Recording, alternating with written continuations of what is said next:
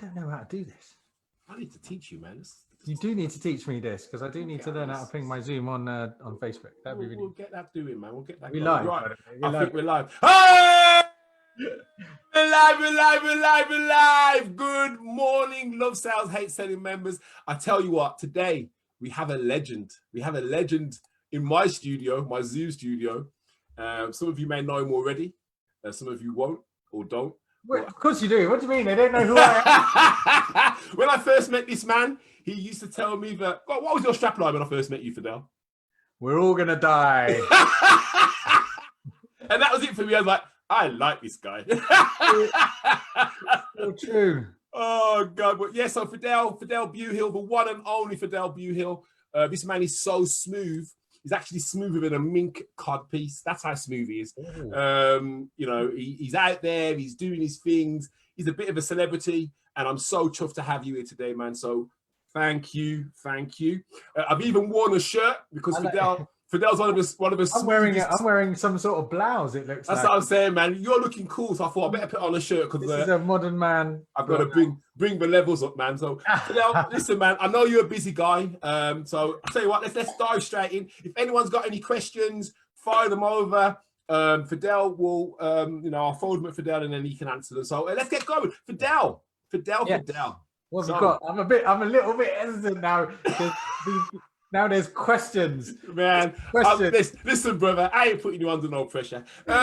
Okay, Fidel, please tell the members what you do for a business.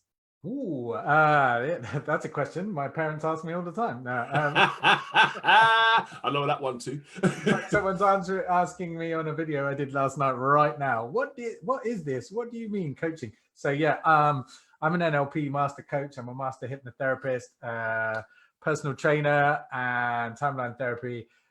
So I run a coaching business. Do you know what? I call it life coaching. I'm a life coach, and I bloody own that. I'm not sure where all this resistance comes from around calling yourself a life coach and all of this. That's what I do. People having problems in their life, I help them sort it. I help them make their lives better. So that's what I do. I coach you in your life, whatever area you're having a problem with. My mainly specific with work with guys, men who have been through divorces, breakups, midlife crisis, stuff like that. I run the Modern Man Club. I run the Modern Woman Club. It seemed like a very good idea at the time. So there's me and 700 women in there. I didn't know about the modern. I mean, obviously, there's a reason for that, Nigel. Well, the thing is, I haven't even seen any trace of it online. So, I do believe your wife is a member. What? Okay. I'll be having words with wifey later on. Wow, so you run a coaching. So you're a life coach for men and women. I run a coaching business, yeah. There's also a community interest company as well, but it's all for the same purpose, and it's just about helping guys reconnect positively with their masculinity, with the aim of bringing men and women together at the end of it all. Superb. So, why? I mean, what inspired you to start this business? What inspired me to start? So I used to run a will writing company, as you know. That's how we first met. And I ran into some financial difficulties with that business. And during that process, I ended up having a panic attack because of not wanting to admit what was going wrong in my business. I kept it all bottled up inside. I didn't tell my wife. I didn't tell any of my friends. Didn't tell you. Didn't tell any of my colleagues and people that I knew through networking, because I had this concept in my head that everyone saw me as the man and like a good businessman and everything running smoothly. Whereas actually underneath, I'd made some quite big mistakes, tried to grow my business too quickly and things like that. And so when the business started struggling, I had the panic attack, and then I started having hypnotherapy to help me recover from that, because it wasn't the first time I'd done it. It's the second time that I'd had problems in a business that had quite big ramifications. And so I started looking at my association with money and business, and also my ego and what people thought of me and that sort of stuff. And as I went through hypnotherapy, it was like taking my brain to the gym, and I kept going even when the hypnotherapist said, you don't need to come anymore, because I was kind of like, I was so intrigued by it. And she said, look, stop asking me questions. If you want to know any more, why don't you go and learn hypnotherapy? So I did. Then I discovered NLP, which had always been on my radar because my background is sales. So I've been in sales since I was 15, knocking on doors. Sales manager, sales director. I still go back and do some consultancy for some of the big firms, some of the big will writing firms. And like, so I'd come across NLP in that sense before in sales, but I hadn't known it as a sort of therapy. So I came across it then, spent the next 3 years kind of wrapping up the will writing company as much as possible. I've still got it, still sat there in the background. And whilst going through that process, if anybody in this who's watching this has been through an NLP practitioner or master practitioner courses, you'll know that it's a coaching process yourself. It's a coaching and therapeutic process. And you come out the other end like completely different. It changed my life. And part of that was about like looking at myself, thinking about who I am, what I have to offer the world, and what I really want to do to kind of make a contribution and find my purpose.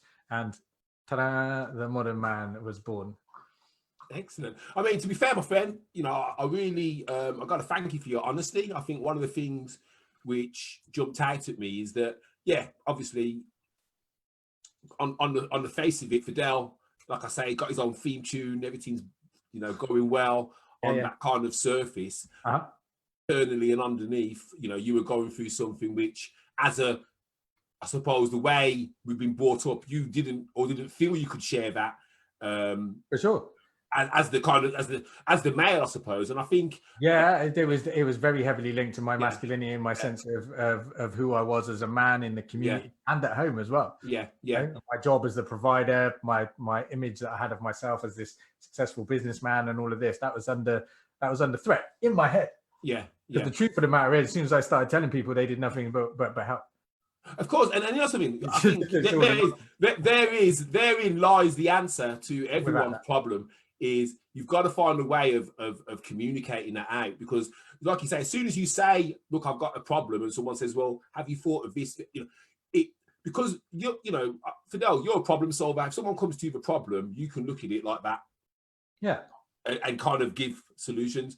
The problem that someone like you has, myself, is that when it's yourself, sometimes it's like, well, because you're in panic mode, your brain ain't kind of working out the paths to success. It's kind of thinking, oh my God, oh my God, oh my God. But, such honest answer, mate. I'm really glad you've done that, because it may encourage other men who are in a similar position to actually take that first step. So thank you, sir. Thank you very much. That's all right. I told you get pearls, guys. Can I relate that? Absolutely, man. Your group and the message of what's here about sort of sales and marketing and a potential danger. Because, like I said, what I'm really good at is sales and marketing, right? Do you know what I mean? I am good at generating business and interest and a spotlight on me and what I do. That's my zone of genius. Do you know what I mean? I am bloody good at that. But sometimes if you're in a business, what we can do, if you're good at that and we focus on that, sometimes we generate so much business. If you don't love the actual product and what you're doing, which is where I was with the wills, I enjoyed seeing. I'm still probably one of the most qualified will writers in the country, and my knowledge is extreme. But actually, running a law firm was something I hated. The attention to detail, the problems that came up, the seriousness of it. It's a serious business. I'm like you. I like having fun and everything else like that. But actually, going into that office every day was like smashing my face against a brick wall. And so what happens on an unconscious level is you stop selling, because you know that the more you sell, the more you've got to do the stuff you don't like. And so it's really, really important to keep that in mind, that when you're having a slump in sales, check whether it's actually stuff to do with your sales technique or anything else like that, or whether it's just actually you're in the wrong bloody business, or that there's stuff there that you just don't love doing. So you can outsource it, you can think about it, you can streamline it, think about this little process, because otherwise you can end up in a little cycle of self-sabotage. My friend, ping, why do you think I don't do insurance anymore? Exactly. I hear you, man. It's like absolutely, man. Exactly the same reasons why I don't do insurance anymore. So Fidel, I mean, obviously you faced a lot of challenges. I mean, I'm not even talking the last 12 months. I'm probably talking, you know what I mean? Well, what have been some of the kind of biggest challenges you've had to overcome, and have given you the greatest satisfaction that you've overcome that challenge? Well, that's one of them, really. And I'm kind of I'm not going to say that it's even over yet, because it kind of scars you. Like, I've had 2 failed businesses. I say failed, you know. One was in Spain, where I had a million euro villa, brand new Mercedes S-Class. Wife had a brand new convertible. My daughter was born over there. I was earning millions, and we lost it all in the space for about 12 weeks. So that scarred me deeply. And then when it happened again with the other business, that's kind of like this confirmation, like that actually, you know, there's almost a fear of, will I do it again? So that's something I'm still working on now. And as my business grows, which it is exponentially, and I'm very grateful over the last few months, actually, my business has got bigger and bigger, and there's some huge stuff coming in September for me. But this is a work in progress. I'm not going to call it a fear of success, because I don't think that's it's not what it is. But there's a lot of internal work that business owners have to do. I think it's very easy to go and get a business coach and stuff like that. I mean, I've done it, and I've witnessed other people doing it. I'm not saying there isn't a place for business coaches. I think absolutely is. But what they will give you is like templates and systems and all of this sort of stuff. But as a business owner and as an entrepreneur, right, unless we've got this bit straight, they can give you as much stuff as you want, but it will go in the bottom drawer. So I'm speaking from personal experience as well. Like, there's stuff I've still got from business in the bottom drawer, you know, and I never filled it in, and I never did it because of the stuff what was going on in there. Yeah, of course. And I've spoken to quite a few people in your expert field. And one of them, I quite clearly remember her saying to me that what business coaches need are people like you or her, absolutely, alongside them, working with their clients, because you're absolutely right. Without a doubt. Client comes on, I'm gonna learn all this stuff, and like you say, they don't do it because business is pretty simple, right? It's as with anything in life, right? I work in those life domains: health, wealth, relationships. Pretty simple, isn't it? Healthy, move more, eat less. Business and money, earn more, spend less. Business, pretty easy. Do your marketing, sales of things, have a great product. Do you know what I mean? Serve your product. It's a pretty paint by numbers kind of process, really. And we as human beings, we overcomplicate all of this stuff. And that goes to show that actually the problems that lie with your business is very rarely the business itself. You certainly aren't doing it. It's very rarely. It's the business. Yeah, absolutely, mate.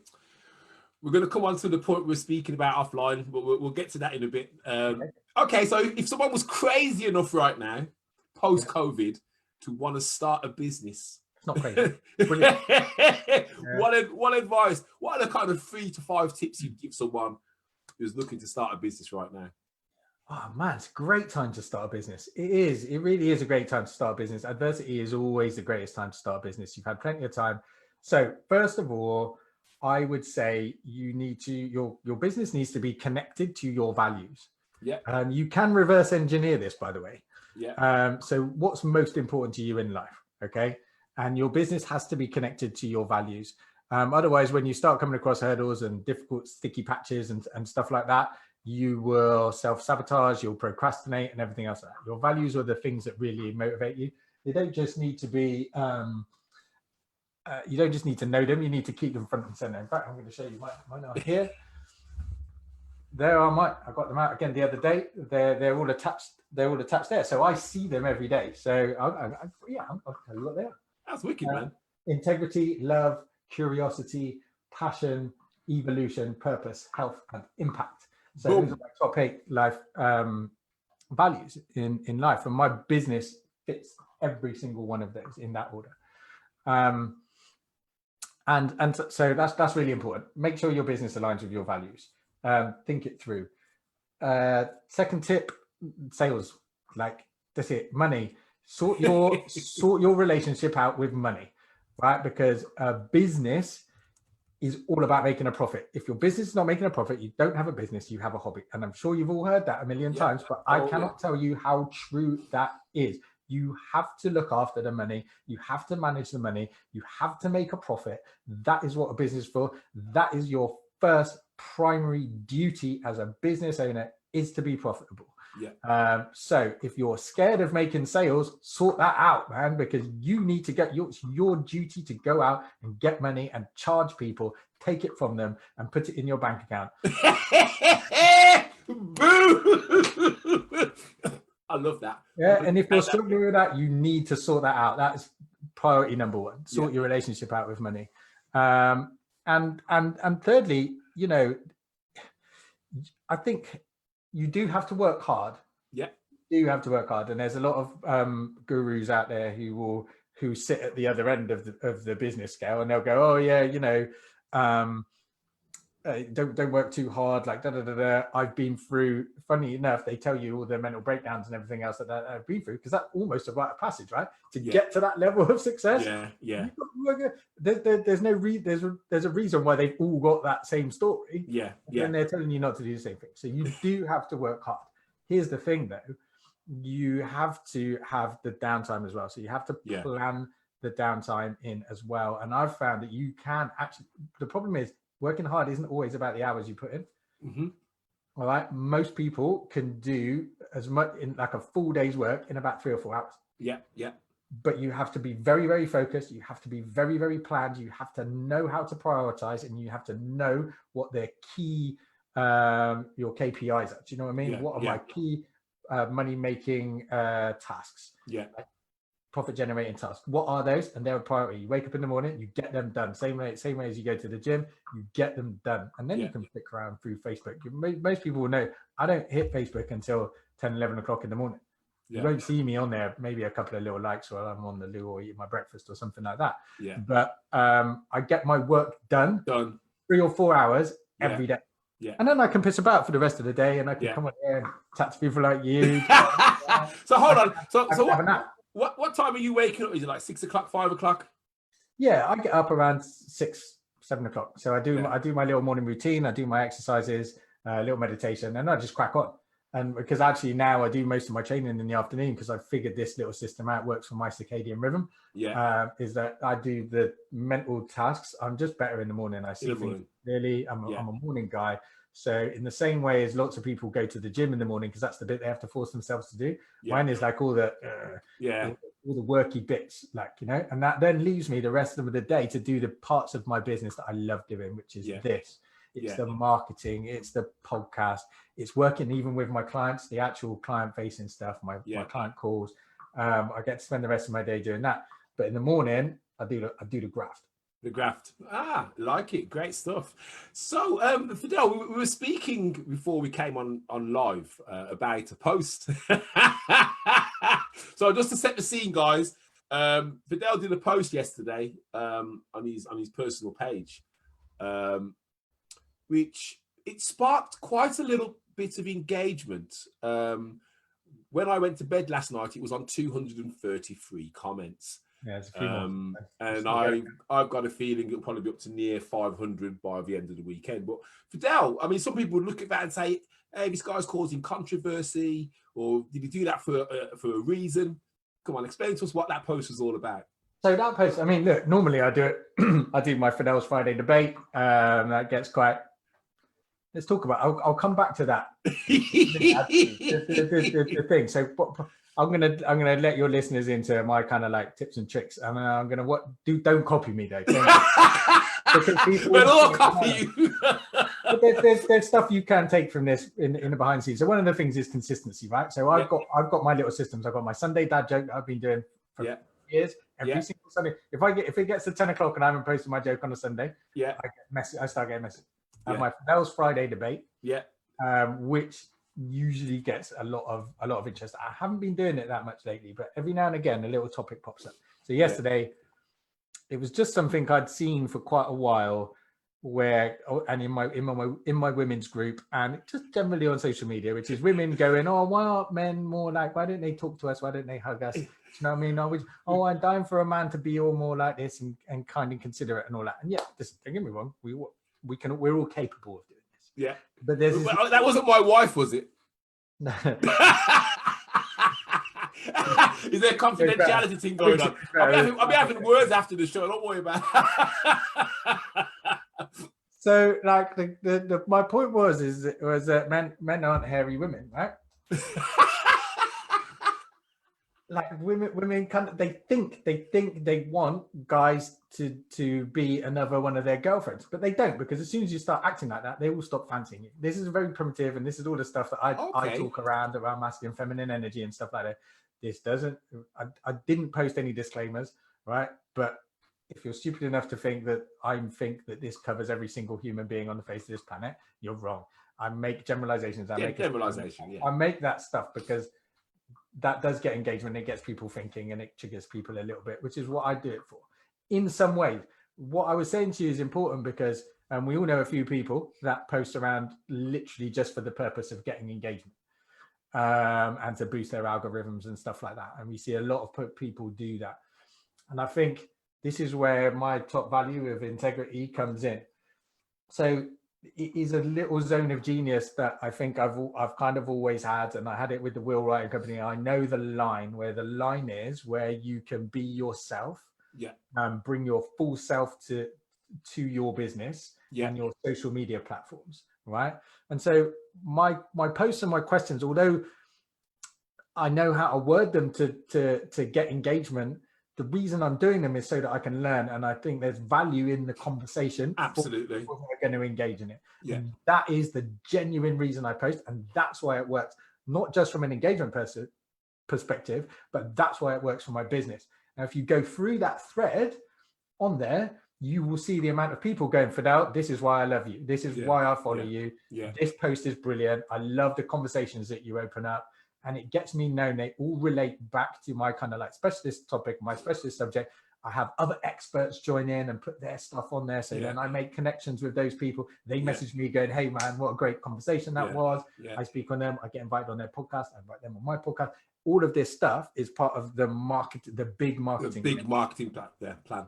And a kickoff from that is once or twice a month, I'll get a client drop in. Look, Fidel, because they can't miss me. Yeah.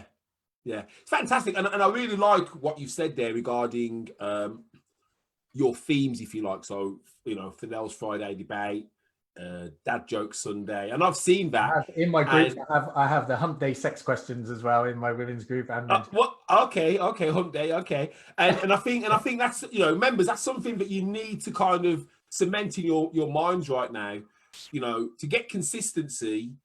That's the one thing. But if you can create a theme, if you can kind of create a moment within your marketing that people start looking out for or start being aware, this is happening. So for example, this live interview, it used to be sporadically on a Tuesday, whenever. It's now a Tuesday and a Thursday most weeks. So most people know, right, on a Tuesday or Thursday, I'm going to have a business owner on. We're going to interview him. We're going to share some hot tips. And then we go forward from there. So it says something about you being an organized bloody business owner who bloody shows up when they say they're going to show up and does what they say they're going to do. I'll tell you who did a really good recent spin actually was Gordon Frew did quite some funny little things, but even it was related to his business, but just from a marketing perspective, people were waiting and he was doing them every day. And there was this thing like, good morning to everyone apart from. Good night to everyone apart from, and some little joke on the side of it. And it was funny and it was engaging. Do you know what I mean? And he just did it consistently every morning, every night. Yeah. So people then, as soon as you start knowing it's coming, you go look for it and plan your little responses and people get engaged with it. So that stuff works. But again, what the energy behind it has to be integral. Like it has to be integrity. If you're only doing it to play the algorithms, if you're only doing it to get engagement, if you're only doing it to just make money, if that's the energy behind it, people will smell that desperation.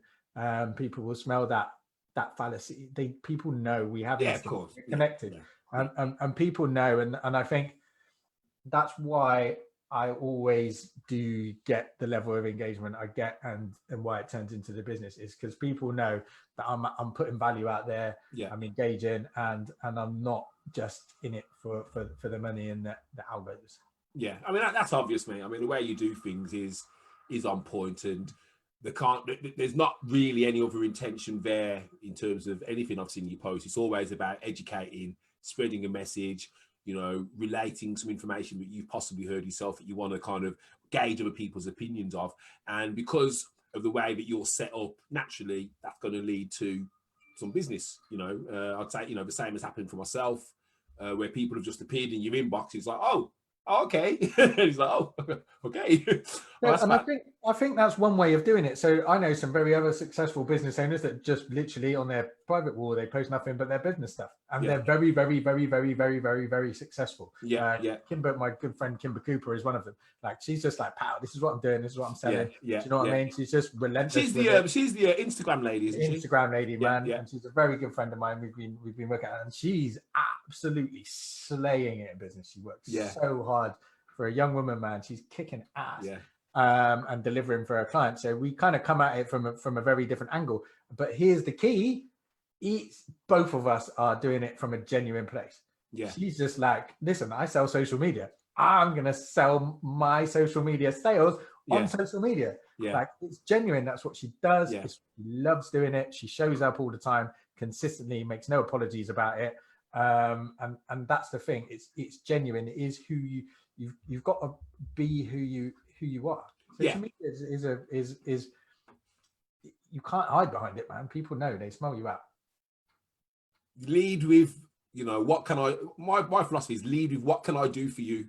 That's how I lead. I lead with what can I do for you. You know what I mean? Anything else is a bonus. One of my favorite kind of sayings to people, especially in sales, is, look, when you have an appointment, when you go and meet that person for the first time, you start with nothing. You might leave with nothing, but you've actually lost nothing. But you might have gained a friend. You might have gained someone who says, I like the cut of his jib. I'm going to pass his number on to somebody else, or give him a call in a couple of months. So, you know, just lead with value. Absolutely, mate. And something else you said about working your flow of genius. Again, Jen Stiles says that a lot as well. Working your flow of genius. Everything you hate, get rid of it. Get somebody else to do it for you if you can afford to, or when you can afford to, or work towards. Yeah, there's a chicken and egg thing there, isn't there? And I'm not naive enough. I mean, again, I think it's easy for a lot of coaches and people to kind of say that sort of stuff. But like, trust me, my business in my industry, I know for a fact that I'm very, very successful in a very short space of time. So at the level of business. But geez, man, that first year, that first 18 months, I worked my ass off, man. And I still do. There are times where, like, I got back from Spain at 3 o'clock in the morning on Monday morning. And at 11 o'clock, I was back on here. Like, I was back on my computer at 11, so 4 or 5 hours later, and I was flat out working with my clients, putting together landing pages, putting together quiz stuff, call with my coach. I was flat out until 8, 9 o'clock at night. Wow. Right. So listen, you've got to work. You've got to put it in. But at the same time, do you know what I mean? Yeah, that gives you the ability to shut out. So I've got an amazing little team behind me that do the stuff that I don't like, but I still have to give them the work. I still have to manage. You still have to allocate it and stuff. You still have to do that. You still have to be the visionary. You mentioned Spain, actually. Ladies, Fidel went to Spain, and he went to meet a guy who climbs mountains without any clothes on. The naked mountain man. Now, when I first saw this post and Fidel was going, I thought, oh, he's going to meet up with one of his friends. I didn't quite understand the connotation of naked. I thought it might be something to do with food. and then a picture appeared on Facebook from a distance. But Fidel, what was going on there? Tell us. He's a coach. We're actually, you can come, man. We're putting on I went out there and I met up with a couple of other people in my industry as well while I was over there. So as usual, it was a kind of holiday, but listen, when you're in tune with your business, like, everything is business. So I went over there. It was a holiday, but I met up with a couple of people over there and looked at doing some business stuff. And me and Craig are putting on a retreat at the end of October, the Modern Wild Man retreat. And so his thing is the Naked Mountain Man. He's like, the mountain therapy is a thing. So I've learned, and so going out, being wild in nature, and he does his thing where he takes his kit off when he gets to the top. And I was like, okay, come on then. Oh no, wait there. So wait, are you wild with nature on the whole journey, or just at a specific point? No, just at a point. So we got to the top, and then there's a thing. Well, listen, man, it was like 38 degrees. There's no point. Like I don't know. Mate, all I'm thinking of is some bird, man, just spotting it. There was eagles up there. There was eagles up there. Just swooping down and they eat snakes. What? Stop it, man. Oh gosh, listen. Stop that. Sorry, ladies. I didn't want to be so graphic, but you can go and see the picture for yourself. It's on his personal page. There are pictures of mine and Craig's behind all over my wall. That got a little bit of engagement as well. I bet you did. I might have even got a few inboxes as well. I bet you did. Woo! I'm wearing a loincloth, man. I ain't doing it. I'm not doing the complete thing. It has to be a loincloth. There are various ways of boosting your algorithm if you so wish. Right, okay. Just going to wrap up shortly. Is there anything that the group can help you with right now? I mean, you're like that. But is there anything, any support that you need from us? Is there anything that we can do to kind of help you on your journey to help others? Just men. Do you know what? My free group is the best place. Like, you know, my men's group, I'm just so the women's group is really cool. Yeah. But my baby is the Modern Man Club. Yeah. Like, I even get it's happening already. I get really emotional when I think about the impact that place has had on people's lives. It's a free resource. The guys, I'm not even in there that much anymore. Like, I've noticed. It's a coaching thing. Yeah. But that group has saved lives. That group has absolutely saved lives. I walked into places. I had a guy in a supermarket come up and hug me. Not only did I have the guy, I had his wife. And that's happened to me several times. I was at the boxing once, and this guy's girlfriend came up to me and was just like, shit, like, what, you saved his life. He was verging on suicide. Wow. But he just speaks about you, and he speaks about the group and everything else like that, and just being able to share his stuff. She gave me a massive hug, bought me a drink, you know what I mean? And stuff like that. That's just the people I bump into face to face.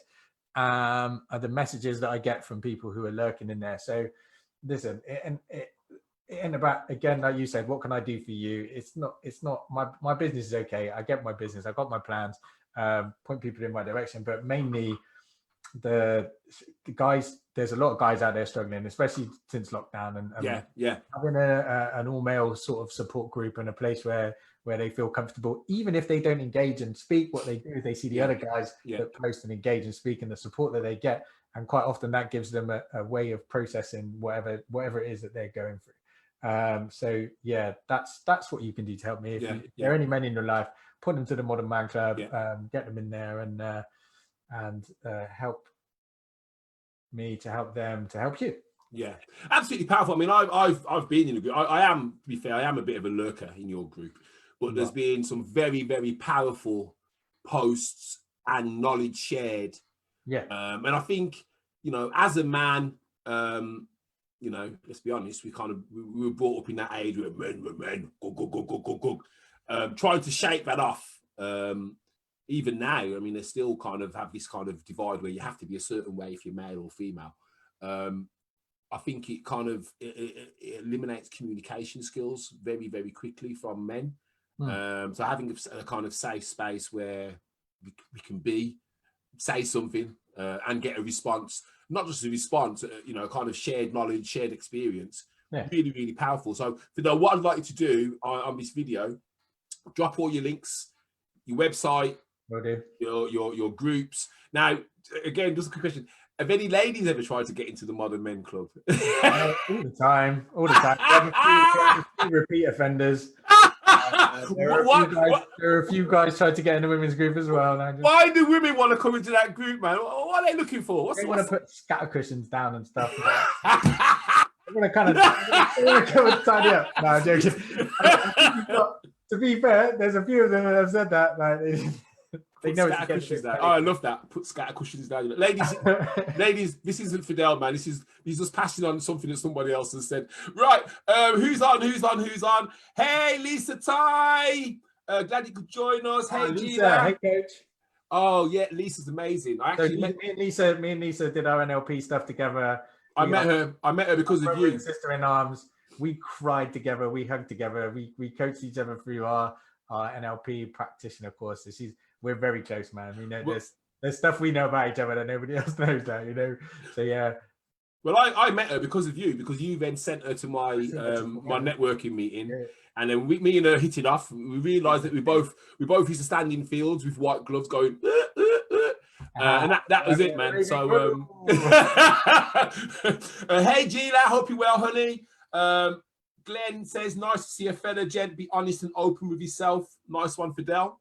So I'm saying, Jen Styles, it's been so long since I saw you, Fidel. Give him a call. Hey, you got his number. You need to go through Annika. Yeah, he did that with me. Go through Annika. Honestly, it's the only way to get in my diary. Hey, Trisha. Hey, hope you're well, honey. Farsay says that is so true. Selling something you hate is like torture. Absolutely. Yeah. Jen Star said, I know someone who can help you overcome the fear of sales. Oh, I wonder who that could be. Let me go back to that selling something you hate is a form of torture. It's really, really true. And one of the things that there's a fear of is like business owners are scared to fold their companies and do something that they love. They get to a point where they hate and they just keep going because they worry about saving face. What will people think? So I remember going through this when I went from being a will writer to being a life coach. I was just like full of all this dread of what people would say. Oh, not another bloody life coach. Who do you think he is? Da da da da da. They want to do business with me. Why would anybody? Da da da. And I went through all of that. Yeah. Do you know what happened? Like the day that I decided to, Uncle Cosley posted something that said, sunk investment. Do not make a decision based on how much time, effort, or money you've put into something. Make a decision based on whether something is right or wrong. Yeah. And that day, weirdly enough, I was on my way to be a guest speaker at his event. But with that day, I changed all my social media across. I did a little video and I said, this is what I'm doing now. I'm a life coach. I'm swapping it over. Modern man coach. It's done. Wills are done. And by the time I came out of that thing, at the end, I had my first 2 clients. So when you commit, the universe will support you. Yeah, absolutely. Will be okay, but don't stay doing stuff that you hate just because you feel like your reputation is entwined with it, or people will see you as a failure, or because you've spent 10 years of your life or money or whatever involved in it. Just do something you love. Do what you love. Be happy. The thing is, time isn't kind of this amazing thing that we can kind of claw back. And every moment you spend doing something you don't want to be doing, you ain't enjoying the moment. You ain't enjoying where you are, where you're in. You won't be making any money, and even if you do, you won't be able to enjoy it. Exactly. Yeah. So do what you love. Jen Style says she loves that you're in tune with your Kardashian. No, Kardashian rhythm. That's not Kardashian. It's circadian rhythm. Circadian. I'm thinking of Kim Kardashian, you know. Your energy rhythm throughout the day. Really, really important. It's really, really important for productivity. Circadian rhythm. Yeah, man. Boom. I'm going to start saying that word so much more often. Get to know, as they say. The wife said, yes, it was me that says, I wish my man hugged you more and hugged me more and spoke to me more. And scatter cushions. She's definitely a scatter cushion. I'll be having words with her. Lisa Ty says, I loved that post. I think she's on about the one from yesterday. Hey, Emma Kirken, hello. And she says that Kimber's awesome. Good morning, Carl Ford. Hope you're well, mate. Jen Starr says she's happy to share your Modern Man Club with my people. It's not always about posting, just being in the room helps. Absolutely. Yeah. Emma Kirk says, just want to be with Fidel, obviously. Oh, I don't know what that means. we'll talk later, Emma. Lisa Ty says she misses you, man. I do. I miss her too. She's another one, man. I feel so bad that I need to. I can't understand all you people saying you miss it. We've got modern technology. Literally, you can do a Facebook video. You know what call. I'm like? You've tried to get hold of me. Lisa messages me like, and I go, yeah. And then like, honestly, I'm just make time for your friends. I need to make time. I do need to make time, especially. I'm coming. I'm going to message you now straight after. I'm coming to Bristol to see you as well soon as. Right, okay, so, Gila, Nigel, I've got you on my dish tray there whilst I cook just now. Oh, I hope we've kept you entertained on your dish tray there. Hey, Sharon.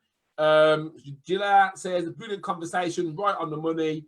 Jen Styles, you so speak my language, Fidel.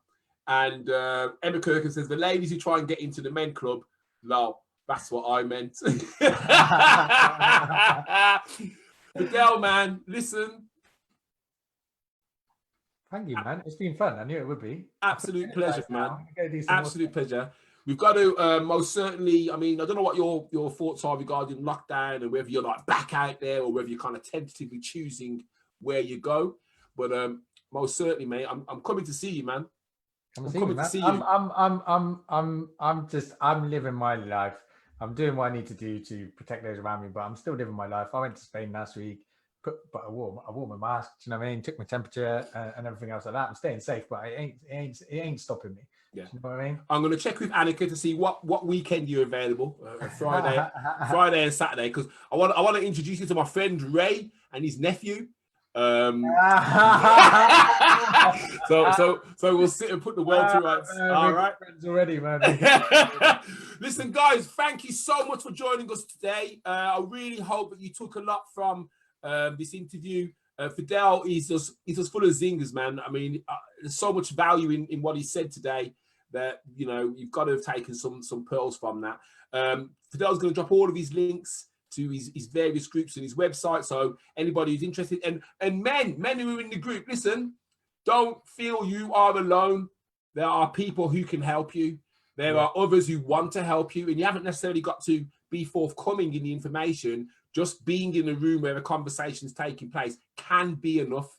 And if you do feel that you need that assistance, then, you know, obviously there's some great people in the group. You've got Fidel, you've got people like Jen Stiles, you've got Lisa Ty, Karen Bourne, Hilary Sims, and many others who can help you. You are not alone. So on that note, listen, guys, have a wonderful rest of the day. Fidel, don't go anywhere because we're going to have a little 5-minute debrief. And guys, have a wonderful day. And yeah, make sure you make contact with Fidel and support the cause. Thanks for tuning in, guys. Peace, guys. See you later.